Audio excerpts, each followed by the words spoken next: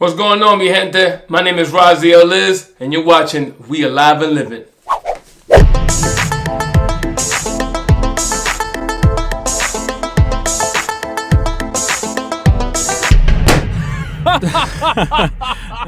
What's going on, mi gente? Welcome to We Alive and Living. Today I want to talk about something very, very specific that's been plaguing relationships for a long time, and that's gaming and relationship. Gamers versus relationships, or however you want to put that together. It's something that kind of sometimes has an issue coexisting. Now, for those that don't know, I give relationship advice a lot of times. I actually do it as a business on the side, and I help a lot of people. So I wanted to share this because it was an interesting topic that was brought up to me in the last couple I was helping out, and it's because their hobbies get in the way. Now, a particular hobby the guy had, obviously, and you clicked on this video, you know, is gaming. Now, if you're a gamer, you probably already know where this is going. If you're not a gamer, then listen, because we're gonna find a way to bridge the gap together really quick. Gaming, as I was telling this couple, gaming is a sense of tranquility. It's a sense of peace. It's a sense of a hobby for a person to kind of escape reality and just kind of go somewhere, you know? For whether you're a kid, an adult, a teenager, whatever the case, a woman or a guy, it doesn't matter. Gaming is not mindless, as some people may think. Now, there are games that don't require too much thinking, yes, but so what? If you're in a relationship, you want the person to respect what you like to do, right? You know, it's a word people love to use in relationships, and I always laugh at marriage counselors or counselors for relationships that use this word. I always laugh at them. So if you are one, I'm laughing at you. They love to use the word compromise. Oh, you gotta compromise. You gotta meet them in the middle. No, what are you talking about? Meet them in the middle and compromise. Let me tell you something about compromising. I'm not saying you shouldn't compromise nothing. But what I'm saying is, when you compromise something, you're asking the person to change. You're asking the person to alter something, minimize it, scoot it down a little bit. Whatever term you want to use, you're asking them to do it different, you know, or don't do it at all. Now, when you do that, if you compromise on this side, he compromises, you compromises, they're bringing those compromised people, they're bringing them into the table, into the circle of trust that you guys got, and then you have two compromised people that somewhere down the line, the real them is going to explode out of them. And you're gonna have a fake situation, a fake relationship, and then you have arguments, situations, you know, things just going all haywire, and you don't know how you got there, and you don't know how to get out, and you can't, to the point that you're back at that marriage counselor telling you about compromise, and probably gonna get divorced soon, or separate, whatever the case may be. Not everybody, I'm just saying, I hate the word compromise. Back to the gaming situation. When I say gaming, I'm really talking about hobbies, but I'm using gaming because it's a situation that comes up a lot, you'd be surprised. Scenario. Partner, you know, I'm using partner because this could go for guys or girls. Your partner's on the couch playing some video games, and you just got home from work, and you see them, you're like, oh, there they go playing video games again. Hi, and hey, how you doing, babe? And you're like, you're just kind of upset, so you really don't say much because you hate when you see them gaming. Now, I'm not gonna lie to you, I was a victim to this. I had a partner a while back that didn't like me gaming, never verbalized it, never communicated to me they hated it. I just knew because they always showed the attitude about it, whatever the case. And then later on it blew up, and she was like, you always gaming, I hate when you... And I couldn't understand what the problem was. You know?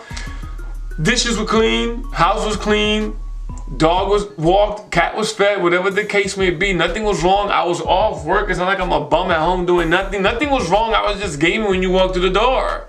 What is the problem? You know what the problem is? That person can't get over themselves. Now, when I say that, before you go, for all the non-gamers, it's not what I mean by like, get over yourself, shut up, you don't need that much attention. It's not what I mean. I mean, this person is in a state of tranquility, right? Now, if you had a long day at work and you come home, I get it. We fall to the routines of work, which is what this channel is about. Be alive, we alive and live. Be alive and live at the same time. We fall into habits of waking up, brush our teeth, eat breakfast, go to work, through traffic, deal with your boss that don't know what they're doing. You could probably do your job a lot better than your boss do, and you want to punch him in the face consistently, and then you go to your little tiny lunch break that you can't get enough time out of, and you go back to work, and you go home and through traffic, road rage just to get home, and you see this person on the couch playing video games again, right? Well, let me tell you how you can bridge that gap. Communication, communication, communication. There's something I tell my daughter a lot of times, and people may say, oh, why you tell her that? Let me tell you something. There's something I tell my daughter a lot of times about adults. And I tell her this so she could be aware of this. I always tell her, you know what's funny about adults? The older we get, the stupider we get. And I don't mean stupid like you're getting slow or you're getting Alzheimer's or something. I mean, the older we get, the more little things irritate us. Stupid things irritate us. Silly stuff, idiotic things irritate us for no reason, people. For no reason. Get over yourself. If you come home and this person is gaming, say hello, give them a kiss on the forehead, say, how you doing, whatever the case is, and then, go take a shower, go do something. Now, let's go back to a person that wants a certain amount of attention, which is a good thing. As a gamer, sometimes you may not see that there's a problem with your partner, right? Because they give you attention, they're always there for you, they buy you video games, they cool with you playing, but the fact you do it so much it bothers them, or they want a certain amount of attention that bothers them, whatever the case may be. What I'm trying to say is, sometime in a relationship, the person that's making the bothering, like as the gamer bothering this person doing all that, it irritates them, is because this person gives you love and attention from this side all the time, right? Love and attention, and they don't really have nothing that irritates you because you're kind of okay with everything they do. Because you irritate them, don't mean they're gonna have something that irritates you. But you're kind of okay with a lot of things they do, so you don't see it. So when you go, what's wrong? What's the problem? And you're talking to your friends about it, or a counselor, or whatever the case may be, you're telling them like, oh, we hang out all the time, we talk all the time, everything is good. When I'm playing games, he or she is mad. Now what you don't see is this. The attention is coming from this side when you're not gaming, right? So you're happy, and then you give attention back, and you're happy, and you're all happy. Right? Now, that's why you see everything being okay. But this person might need your attention at a point where they're not giving it. At a point where they can't give it. Like maybe they're stressed out, they're upset. So you don't see that certain things is needed over here because you think everything is okay. This is where communication is key from both parties. Now, picture this. As a female, let's say you're doing your hair or something. And I use that because every female does their hair, right? So I don't want to be like stereotypical or nothing. But a lot of females do their hair. I know you like doing your hair. Don't even front, ladies. Because when you get your hair done, there's boom, boom. You're the most beautifulest girl in the world. I can tell you nothing. So you're doing your hair and you like doing your hair. For example, my lady loves doing her hair constantly. Or sometimes she does her hair so much, or she's in the mirror, or she's looking in the mirror, and sometimes I'll go in there like 20 times out of the 5 hours that she's in there, unless she's just doing this. Then in my mind, I'm like, man, was she talking to somebody on the other side? She planning on killing me? Does she see a spirit on the other side? That mirror that channels in? Does she jump through the mirror mentally to the spirit world or something? Another dimension, whatever the case may be? What is she doing? But I don't trip even if I want her attention. You know what I do when she's doing that? I walk in the bathroom and I talk to her. I communicate with her. I see what she's doing because I know she's doing her hair. Or whatever she's doing. It could be reading a book, whatever the case may be. I share that space with them. I communicate. Or if it's something that we can't do together, I like to communicate about what it is I'm trying to reach out with. Now this is a way you could do that, especially being a person that's not a gamer, how you could fix and bridge the gap with a person that is a heavy gamer. Speak your mind. You're in a relationship together. You live in the same place. You're either dating, living together, engaged or married, one or the other. Communicate. Open your mouth, people. It makes no sense that you want them to assume these things. Say things when that particular hobby is not taking place. For example, if the person is a heavy gamer, and this is what the topic is about, right? They're a heavy gamer.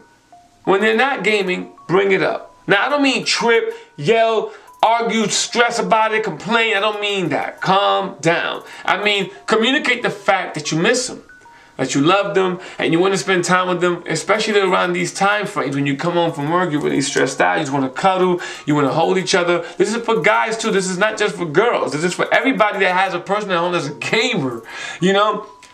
Get the point across and communicate. Be honest with yourself and that person on what it is that you want. Don't ask them to compromise something. Don't ask them to don't ask them to stop doing something that they love doing. That's not fair. Now, communicate. Now, if you tell me, oh, what if they don't do it? Then there's a problem. The gaming is not the problem.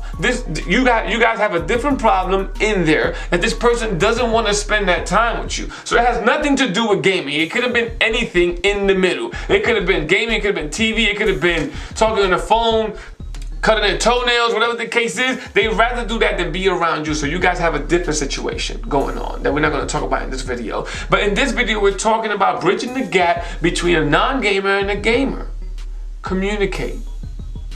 Communicate. Speak about what it is you want, you know? And something I always tell my daughter, right? I always tell her that, when, like I said earlier, people tend to do stupid things and get mad about the littlest things that don't even matter, right? Get over yourself. If you come home and you know they're gaming, hey, how you doing? Give them a kiss in the head, this and this and that. Go make yourself something to eat, or if they already cooked something, the place is clean, grab yourself a bowl, sit down, look at the game, or go upstairs and do something, or go take a shower, get your day ready. And when you come back down, ask them like, hey, you think we can spend a little bit of time? Or when you come home, say, hey, how you doing? You think once I settle in, can we spend some time together? Yeah, sure. You see how much better that sounds than, hey, what's going on? Not saying nothing.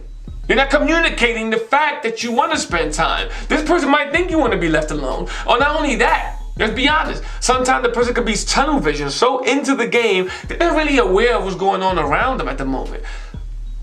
Now understand this, understand this. That is an extreme sense of tranquility that as human beings, we don't know how to find sometimes. So don't disturb that person from doing that. Don't take it away from them.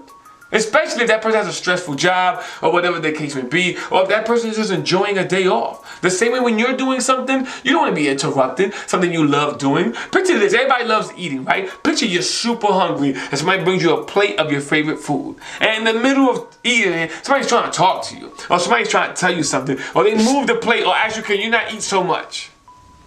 That might be a bad example, but you get what I'm getting at. If you're in a relationship and you love the person, in love with the person, and you truly care about them, don't ask them to compromise something, especially something like gaming. A lot of people don't have hobbies. A lot of people's hobby is watching television. You know, like, oh, what's your hobby? I like watching TV. So what do you do when you're watching TV? I watch movies on my tablet. You know, my point is, it's a hobby they like to do. It's probably a childhood hobby. A lot of people lose the kid in them. Having the kid in you keeps you alive, keeps you great, keeps you adventurous. You know, and a lot of times games have stories, build-ups. Not only that, gaming, you can game with people around the world online. Gaming has evolved so much that it's its own entity in its own way. It's its own planet, its own existence.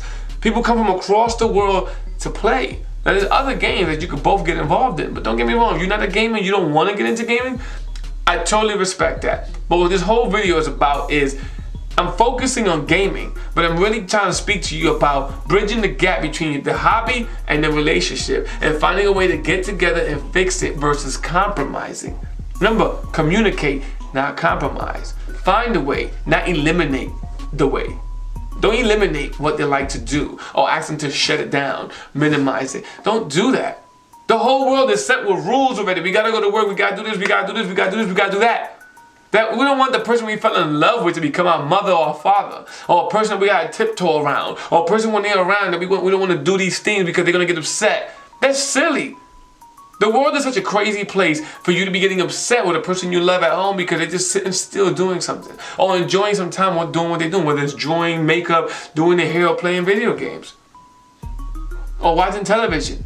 Join them doing it, or communicate in a way on how you guys can plan a schedule, or communicate in a way saying, hey, when I come home, there's certain days I want to spend time with you. What's wrong with when you come home and say, man, I had a bad day, can we just hang out? Is that hard? It's like, are you dead by doing that? Is that really that difficult? To just tell the person this and that, I want to spend time with you, I'm gonna go take a shower real quick, when I come back down, can we watch a movie together or something? I promise you that would turn out a lot better than you flipping out. Oh, you're playing video games. They're always doing that. Oh. Or go do something and not speak it out. And that goes for anybody in a household that get irritated with each other.